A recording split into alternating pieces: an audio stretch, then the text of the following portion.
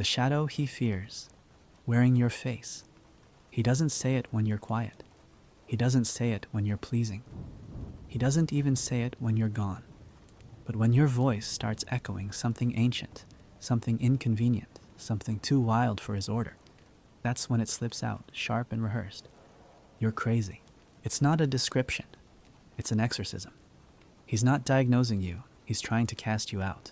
When a man calls you crazy, he's not afraid of your instability. He's afraid of your clarity. He's afraid you see him, unmasked, without the charm, without the armor, without the acceptable lies that keep his identity stitched together. He doesn't fear madness. He fears your eyes, because they don't blink when they should.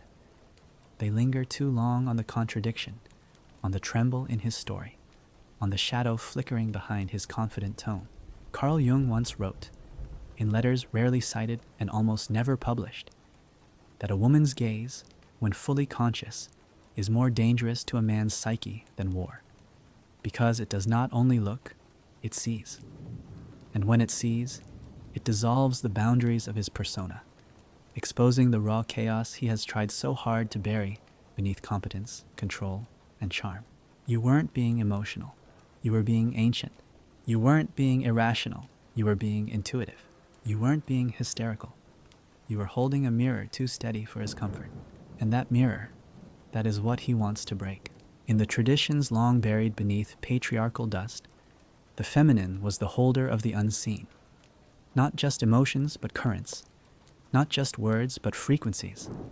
A woman could walk into a room and feel what no man was speaking. Her knowing wasn't logical. It was lunar, tidal.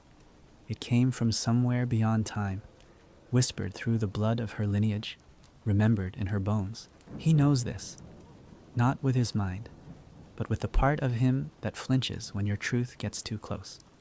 The part that recognizes your knowing as threat, not because it's wrong, but because it's accurate.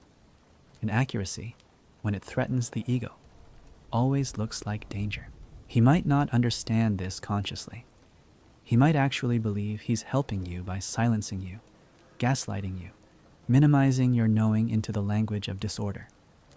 But deeper than his thoughts, buried in his inherited psyche, there is a myth he is trying to live out, the myth of man as order and woman as chaos. It's an old myth, older than scripture, older than science, older than civilization itself.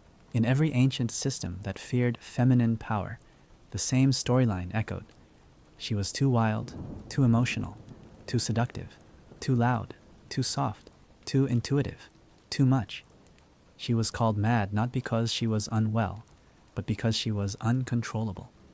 She held a power no structure could digest, the power of truth before it's been filtered. What he's afraid of when he calls you crazy is your sight, your ability to see him, not as he performs, but as he truly is. You see his unhealed boy. You see his mother's voice in his reactions. You see his terror of being loved in ways he doesn't control. You see the cracks in his confidence. You see his hunger for devotion that he has no name for. You see the ache in his masculinity. And above all, you see the shame he's buried beneath logic, success, distraction. You see what his mask was designed to protect him from. You didn't ask to be the mirror, but your energy made you one. This isn't about blame. This is about ancestral design. Women, especially those who have begun the work of self-remembering, become involuntary disruptors of illusion. Not because they set out to confront, but because their presence alone activates the shadow in those around them. You exist like a ritual, like a full moon forcing the tides to rise, even when the ocean pretends to be still. He calls you crazy because he feels naked around you, not because of anything you've done, but because of who you've dared to become. Your boundaries confuse him. Your silence unsettles him. Your honesty slices through his carefully curated logic like a ritual blade. Your lack of apology for your emotional wisdom feels to him like chaos. But it is not chaos. It is original order, the kind that existed before language, before rationality, before men tried to rewrite the universe in lines and borders. You are not unstable. You are remembering. And your remembering is a threat to every man who has not met his own shadow yet. Because until he does, your presence will activate what he cannot integrate. He won't have words for it, only reactions, only projections, only labels. He'll say, "You're too sensitive," when your body picks up on the tension he's hiding. He'll say, "You're making things up," when your instincts sniff out betrayal before it's spoken. He'll say, "You're overreacting," when your nervous system responds to the trauma he's normalized. He'll say, "You're crazy," when you simply refuse to abandon your truth to protect his story. But remember this, he's not your enemy. He is your mirror too. Not a kind one, not a conscious one, but a mirror nonetheless, because through his fear, you are being initiated. Initiated into the truth that your intuition will always be misnamed by those who haven't learned to hear their own. That your fire will always be accused of burning too bright by those who've dimmed themselves to survive. That your emotional intelligence will always be mistaken for instability, until the world remembers that emotions are not the opposite of truth, but the language of the soul. This remembering will cost you things: comfort, approval, being believed. But it will give you back something older than safety. It will give you back yourself. And when you choose to no longer abandon your knowing, just to make him feel less afraid, something shifts. In your body, in your energy, in your very presence. You stop shrinking to be palatable. You stop doubting what your dreams are telling you. You stop explaining your spiritual perception as just a feeling. And you begin to walk like your grandmother's grandmother might have walked, barefoot, unafraid, with the stars in your mouth and the moon in your eyes. He will still call you crazy, that won't change. But this time, you will smile. Not because it doesn't hurt, but because now you know he is not naming your madness. He is confessing his fear. And that fear, the one he tried to bury in you, is the first spell you're about to break. Now we must go deeper. Because he doesn't just fear your sight, he fears something older still. The part of you that looks like the mother he both worships and resents. The dangerous woman who reminds him of his mother. Not the mother he posts on holidays. Not the one he thanks for meals, for childhood, for sacrifice. No. The mother buried in silence. The one who never said what she really felt. The one whose rage lived in her body, not her mouth. The one who folded herself into smiles so his father wouldn't leave. The one who taught him how to survive women, but never how to meet them. That's the one you remind him of. Not because you're like her, but because your depth touches the wound she left in him. He doesn't realize it, but when you speak with fire and softness, when you hold contradiction like a sacred art, when your voice trembles with truth that has never been heard, you stir the echo of her unmet self, and that echo haunts him more than any woman ever could. Carl Jung called it the anima, the feminine blueprint inside every man, shaped by his relationship with the mother. But Jung also warned, when that inner woman is repressed, ignored, or demonized, she turns into something monstrous, not because she is evil, but because she is exiled. And what is exiled always returns in disguise, often through the women he chooses, especially through the ones he calls crazy. You become the living apparition of what he buried. He thinks he's afraid of your emotions, but he's actually afraid of his own. He thinks he's overwhelmed by your voice, but he's really drowning in the silence he was raised in. He thinks you're unpredictable, but he's never learned to predict what his own body feels. You are not the chaos, you are the catalyst. When a man has not reconciled with the feminine within him, every woman becomes a battlefield. He projects his shame onto you, his longing, his helplessness. He tests you the way he never dared test her, the original mother, because you are safer than she was. Because if you hurt him, he can leave. But if she hurt him, he had to stay. That helplessness calcified into rage. That rage became distance. And that distance became the cage he now lives in. So when you come along, not just with love, but with perception, his nervous system lights up in warning. He doesn't trust you, not because of anything you've done, but because the last time he was this close to a woman's essence, He was too small to escape it. He was too powerless to understand it. He was too young to name it. And now you've awakened it again. He wants you until you hold him. He needs you until you see him. He follows you until you stop running. Then, suddenly, he feels trapped. Not by you, by the flood of emotion he thought he'd outgrown. The boy returns, disguised as a man, asking for what he cannot name. To be mothered, to be mirrored, to be witnessed without judgment, without performance, without being required to fix it first. But he doesn't know how to ask, so he retreats. He mocks, he controls, he calls you crazy, because needing a woman that deeply terrifies him, because somewhere inside he decided a long time ago, to need the feminine is to lose control. To love her is to be erased by her. To trust her is to be swallowed whole. That belief didn't begin with him. It was passed down like a secret curse, from father to son, from war to peace, from village to city. A masculine myth forged in blood and survival. Control is safety. Vulnerability is weakness. Emotion is the enemy. And so he learns to love with detachment, to desire without surrender, to hold you at arm's length while craving your closeness like oxygen. It is not personal, but it becomes your burden to carry unless you choose not to. Because here's the unspeakable truth. Many women unconsciously accept this role. The emotional container, the spiritual therapist, the empathic mother, the silence absorber, the forgiver, the one who bends so he can breathe, the one who folds so he won't feel too small, the one who knows better and sacrifices her intuition on the altar of his comfort. But the moment you stop doing that, the moment you stop making yourself smaller than your knowing, you become dangerous. Not because you hurt him, but because you no longer protect him from himself.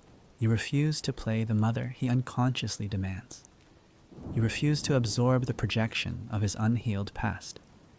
You refuse to abandon yourself to make his fear feel justified. This is sacred rebellion. It is not loud, it is not cruel, it is not even visible to most. But in the realm of soul, it is revolutionary. Because when a woman remembers she is not here to reparent a man, she shifts the entire ancestral story. She interrupts the pattern. She ends the spell. She becomes untouchable by shame. And in that moment, she begins to awaken a deeper role. Not the mother, not the lover, not even the muse, but the oracle. The one who speaks what no one else dares. The one who holds her power without guilt. The one who sees and does not flinch. The one who stays loyal to her knowing even when it costs her connection. That is the woman he will call crazy, because he does not yet have the language for sacred. He cannot digest what is too wild. He cannot hold what cannot be explained. He cannot love what will not bend. And yet he is drawn to her, like flame, like tide, like myth, because somewhere inside he knows she is what his anima has always longed for. Not someone who disappears to soothe him, but someone who remains to awaken him. He may never say it. He may never thank you. He may never understand why he can't forget you. But you will know, because the moment you refuse to collapse into the mother he secretly wants, you become the woman his soul never met before. The woman who says no. The woman who stays whole. The woman who names what has been left unspoken for centuries. That is not madness. That is memory. That is legacy. That is power. You are not his past. You are not his salvation. You are the mirror that returns him to himself, if he is brave enough to look. And if he isn't, he will walk away. But not because you were crazy, because you were real. And real women, women who know, women who see, women who remember, will always be called dangerous, until men remember their own anima and realize you were never chaos. You were always the call to come home. Your intuition sees what he cannot bury. There are things he doesn't want to admit, even to himself. Things he's buried in the basement of his psyche, locked behind rational explanations, covered in the concrete of ambition, success, and distraction. And yet somehow, when you're in the room, the lock starts to crack. Not because you say anything, not because you accuse, but because your body listens. Your intuition doesn't just feel, It reads. It smells. It senses what is not spoken. It holds the pulse of truth, like an animal who has survived too many storms not to know when the sky is lying. And that is what terrifies him, because he has built his life on the performance, the curated identity, the acceptable version of himself. And your presence, your knowing, threatens the whole illusion, not because you're trying to destroy it, but because your soul refuses to pretend. You walk in the room and the temperature changes. He feels exposed. The thing is, your body knows things his mind hasn't admitted. You detect shifts in tone that never reach the surface. You register the flicker in his pupils when he lies to himself. You hear the tremble behind the word, fine. You see the wound underneath the anger, the longing beneath the bravado. You speak a language of vibration, and he is deaf to it, not because he's broken, but because he was trained to be. The masculine, in its wounded form, learned to separate from sensation, to value control over feeling, to call emotion irrational, especially when it comes from a woman. So when your body begins to speak, not with words, but with presence, he feels like you've discovered a language he thought no longer existed. You become threatening, not physically, energetically. You don't need proof. You are the proof, and he cannot fight that. So he calls it drama. He calls it insecurity. He calls it just a vibe. He calls it crazy. But all along, you were just receiving the signals his own system was too numb to detect. You noticed the emotional dishonesty, the avoidance, the slight betrayal of his own words. You didn't accuse him. You just didn't forget what your body whispered. That's the power, and that's the threat. Because women, especially intuitive, spiritually awakened women, are born pattern readers. Not by accident, not by culture, but by design. The female nervous system evolved to read between lines, to sense danger, to understand nuance, to hold paradox. For centuries, this was sacred.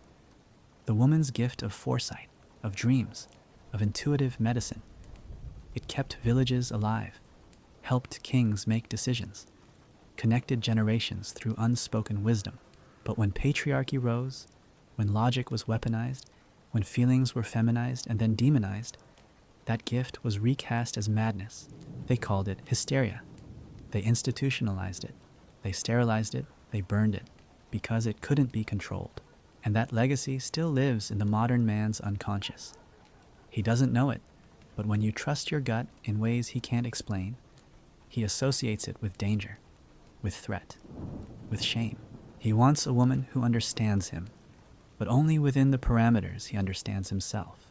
And you refuse to play by that rule. You see him on levels he hasn't even named. You reflect back not the man he wants to be, but the man he already is, beneath the conditioning. And that reflection, it's too honest. You know when he's pretending. You know when he's posturing.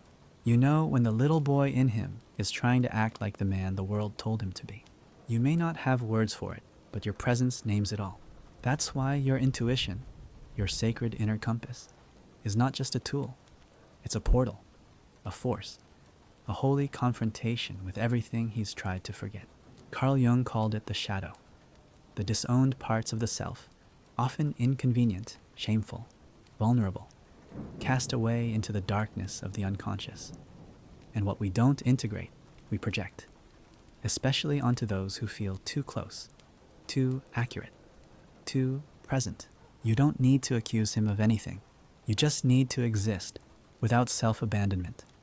And that's enough to trigger every shadow he's never faced. Because to be around a woman who trusts herself without apology is revolutionary. You don't play dumb. You don't pretend not to notice. You don't make excuses for the discomfort truth brings. Instead, you hold it, quietly, powerfully, without explanation. And in that holding, you remind him of everything he has not held for himself. You become a living invitation to wholeness. But not everyone accepts that invitation. Most men, unless they've begun their own inner work, will react with rejection. They'll say it's you. They'll say your perception is projection, that you're sensitive, insecure, overthinking, that you're trying to create problems, that you want drama, that you're, again, crazy. But it's not projection, it's perception. And that's a threat to anyone still addicted to denial. What happens next is crucial. You have a choice. You can shrink so he stays comfortable, or you can rise so you stay sovereign.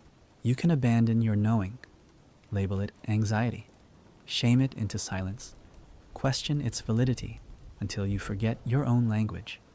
Or you can protect it like a fire that refuses to go out. You can tend to it, trust it, stand beside it, and say with your whole body, I don't need you to believe me. I just need me not to betray myself. That is the moment when a woman becomes more than a partner. She becomes a force, a priestess, a holy interruption to the story the world has told about femininity being lesser, about feelings being weaknesses, about the soul's wisdom being inferior to logic. In that moment, whether he stays or flees, you win, because you didn't gaslight your own gifts to stay small. You didn't sacrifice your soul to be acceptable. You didn't forget your power just because someone else couldn't hold it. You remembered, and in doing so, you began the deeper initiation, not just into romantic clarity, but into spiritual authority. You are not here to be believed. You are here to know.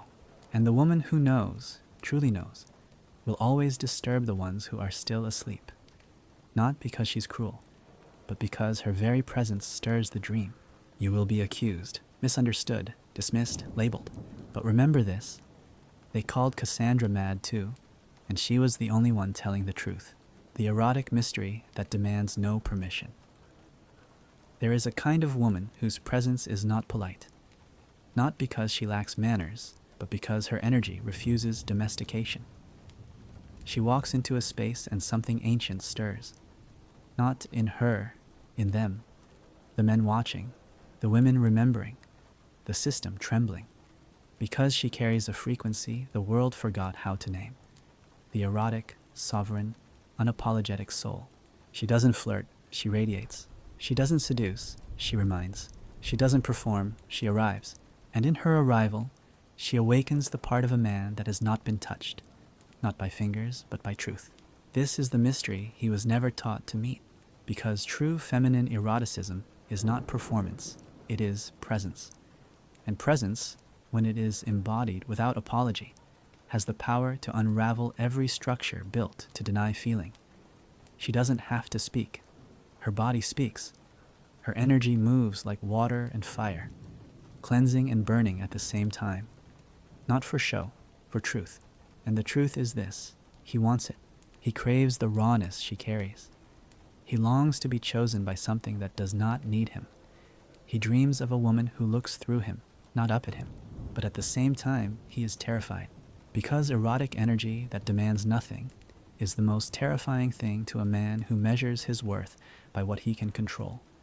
She cannot be bargained with. She does not wait to be invited. She is not there to decorate his life. She is there to disrupt it with her sacred yes and her even holier no. When she looks at him, it's not just flirtation, it's confrontation. When she touches him, it's not just affection, it's invocation. When she speaks, it's not just words, it's remembrance. Remembrance of something that lived in his lineage before shame wrapped it in silence. Something primal, something divine, something inconvenient to every rule he was ever taught about who he should be, what he should feel, and how much power he's allowed to surrender. You are not dangerous because of how you dress. You are dangerous because of what you embody. An erotic sovereignty that was once worshipped, before it was criminalized, before they called it sinful, before they named it temptation, before they said women like that are trouble. Yes, you are. You are trouble. For every lie that kept the masculine asleep, for every theology that punished the body, for every culture that made a woman's desire a threat. You are trouble for every man who hasn't yet learned how to meet the feminine without needing to cage it first. This is the fear beneath crazy. Not just that you feel too much, but that you feel without permission, that you want without apology, that you name your needs without shame, that your sensuality is not a gift, it's a birthright. This doesn't mean you walk through life craving conquest. It means you walk through life refusing to be tamed, and that, that violates every unspoken rule he was raised with. He was taught women should be mysterious, but not too direct, soft, but not demanding, attractive, but not self-possessed, available, but not sovereign. You broke the algorithm, and he doesn't know what to do with that, because there is no way to win with a woman who is no longer performing. There is no game to play when you are not waiting to be chosen. There is no script to follow when your body speaks louder than your resume. Carl Jung hinted at this in his darker writings, that the repressed erotic in a woman becomes her most powerful weapon of awakening. Not because she weaponizes it, but because the world has no defense against an embodied soul. A woman who owns her sensuality as sacred, who moves like she belongs, not just in a man's life, but in the cosmos, cannot be reasoned with. She can only be met, or feared. And most men choose fear, because meeting her means surrender. Surrender of pride, surrender of performance, surrender of the illusion that he's in control. He will say she is too intense, too much, too overwhelming, too sexual, too intimidating. But what he means is this: she won't shrink, and that breaks the game. He might love her, but he will try to edit her.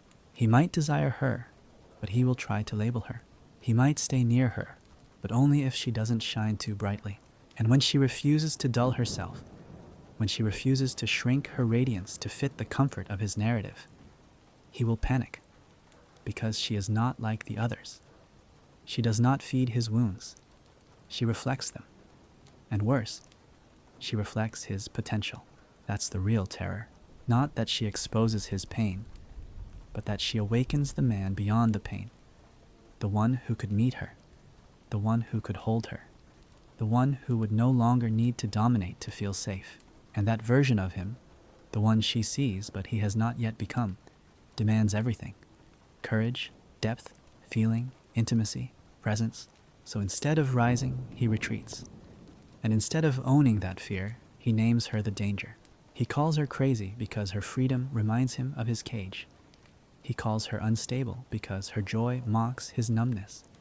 He calls her too much because she mirrors how little of himself he's allowed to be. But you don't need to convince him otherwise. Your body is not up for debate. Your energy is not a theory to be proven. Your desire is not a flaw, it is a frequency. A holy code of what woman was always meant to be: alive, honest, unapologetic, free. You do not need to soften your presence for the comfort of men unready to meet it. You do not need to apologize for your sacred sensuality. You do not need to trade erotic intelligence for approval. The mystery you carry is not accidental, it is ancestral. And every man who calls you crazy, dramatic, intense, or dangerous is not seeing you. He is seeing the limits of his own consciousness. You didn't break him. You invited him. He refused. And now he tries to erase the memory of the invitation. But that memory will linger.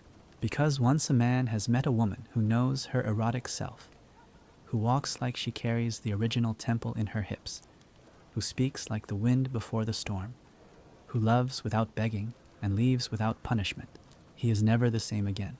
And that is why he calls her crazy, because her mystery made him feel. And feeling is the one thing he swore he'd never surrender to, the mirror he cannot face. And so when he calls you crazy, he isn't speaking to your logic. He isn't questioning your thoughts or your memory. He is fleeing from a force far more ancient than reason. What he's actually confronting, without knowing how to name it, is your ability to reflect the truth of his inner world, the shadow he spent a lifetime avoiding.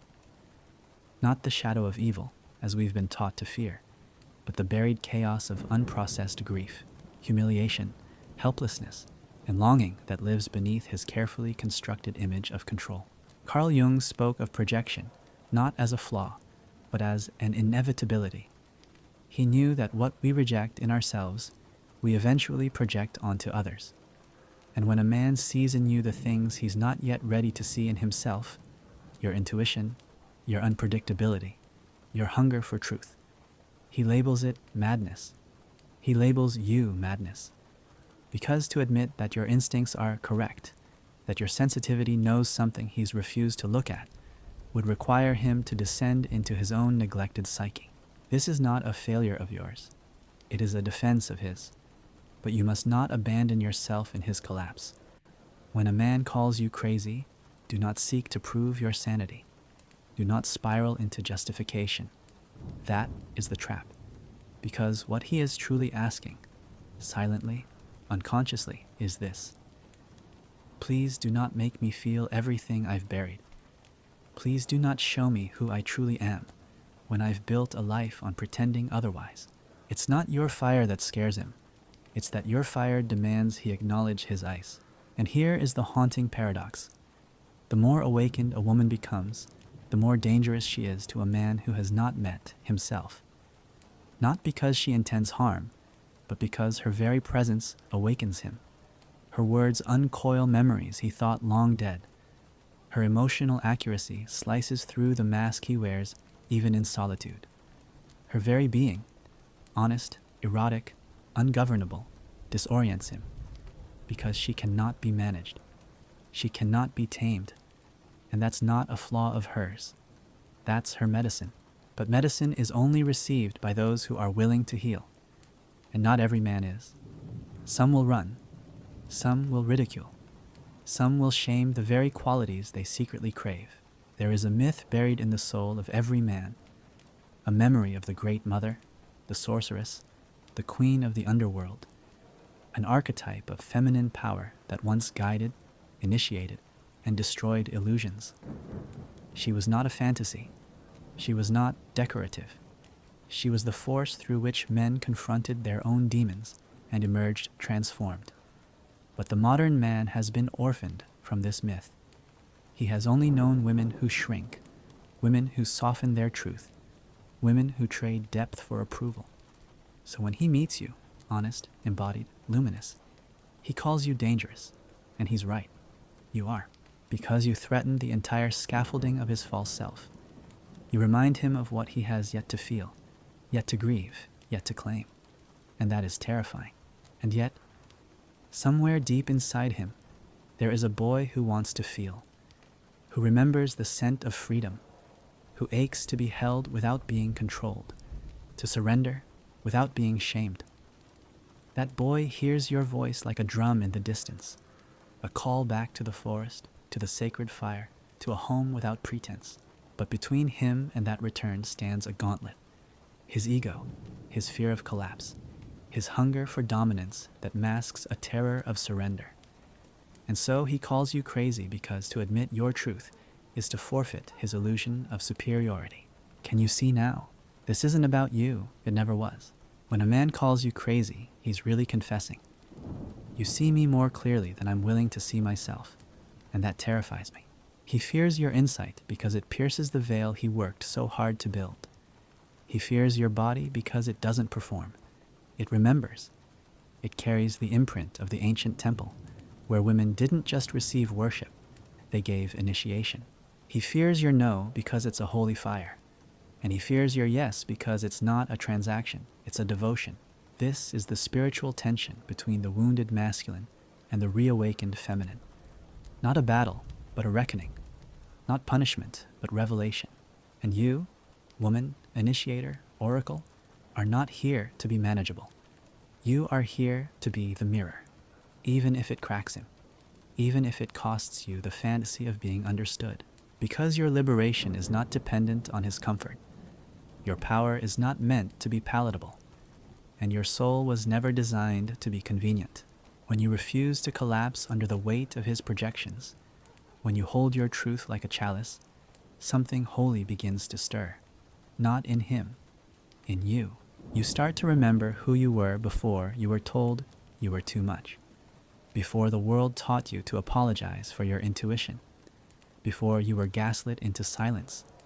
You remember that being called crazy has always been code for being powerful, for being awake. This is not the end. This is the edge of the veil. And if you can stand in that fire, if you can stop explaining, stop shrinking, stop needing to be believed, you will become something he cannot control, but will never forget. You will become the woman who made him feel. And whether he chooses to evolve or not, that is no longer your burden. Your task is not to heal him. Your task is to remember yourself, And in that remembrance, you awaken something much older than approval, something that has waited in the bones of your mothers for you to come home, something we will walk toward now, together, in the fifth and final part. If you're still breathing with me, meet me there, because what you're about to remember will change everything. You were never too much. He was just not ready. And so you arrive here, not broken, not bitter, but reborn in the fire he once tried to extinguish. The fire of your truth, the wild rhythm of your intuition, the pulse of your no, and the sacred yes you now reserve only for the worthy. He may never come back. He may never change. But you have. And that's the miracle. The woman you were before, the one who softened every edge, who twisted herself into silence, who tried to earn a man's love by becoming less of herself. She's gone now. Not vanished, not erased, but integrated. She became the ashes from which you rose. This isn't the kind of strength that needs to shout. It's the quiet, unshakable kind. The kind that walks into a room and changes the temperature without a word. The kind that doesn't flinch when misunderstood, because she no longer performs clarity for those unwilling to listen. She no longer dances for crumbs of validation. She knows who she is, and she knows he saw it too. Yes, he saw it. That's why he ran. He saw the mirror, and for a fleeting second, he saw himself reflected, not in shame, but in naked possibility. He could have turned toward you. He could have asked the question, "What do you see in me that I cannot?" But he didn't. And his silence says more than words ever could. You don't need to decode him. You don't need to prove your sanity or your worth. The journey was never about getting him to love you. It was about remembering that you already are. You were the gift, the storm, the sanctuary. Not because you were perfect, but because you were real. You walked beside him with a heart that said, "I see more for you than the mask you wear." And for that, he called you wild, called you too emotional, called you too intense, too complicated, too much. But you were never too much. He was just too attached to his numbness to feel you, too afraid of his own unraveling to surrender, too unfamiliar with real love to recognize it when it sat, raw and trembling, in front of him. That's not your failure. That's his initiation deferred. And still, here you are, whole. Not untouched, but undefeated. You cried, yes. You grieved the version of him that could have been. But now, you no longer confuse potential with presence. You no longer water dead soil. You no longer mistake desire for devotion. You have become a woman who does not chase what must be dragged. A woman who knows her love is sacred medicine, not a consolation prize. There is an ache, yes, but it's a holy one. The ache of outgrowing your past, of shedding your own illusions, of learning to sit in the fire without begging to be rescued. The ache of remembering that your power does not lie in how well you are loved, but in how deeply you love yourself, even in your rawness, even in your rage, even in your radiant refusal to shrink. You are not for the faint of heart. You are for the man who has met his own darkness and no longer fears yours, who does not need you to dim so he can shine, who does not try to name you with labels that make him feel safer, who does not flee when your voice trembles with truth. You are for the man who sees in your wildness a mirror of his own awakening, and until he arrives, if he ever does, you are no longer waiting. You are walking, with bare feet and sacred rage, with laughter in your lungs and your ancestors in your spine. You are no longer available for the version of love that costs you yourself, because now you carry a new kind of desire, one that doesn't come from lack, but from overflow, one that doesn't beg to be chosen, but chooses herself every morning, one that is no longer hungry to be seen, but unwilling to be unseen. You, dear woman, are the revolution his soul begged for in silence, the storm he prayed for but couldn't withstand. You are not crazy. You are not too much. You are the truth. And if you're ready to walk this path with me, stay, because what you've just remembered will change the way you see yourself forever. Thank you for trusting your intuition. Thank you for feeling even when it hurt. Thank you for returning to your power.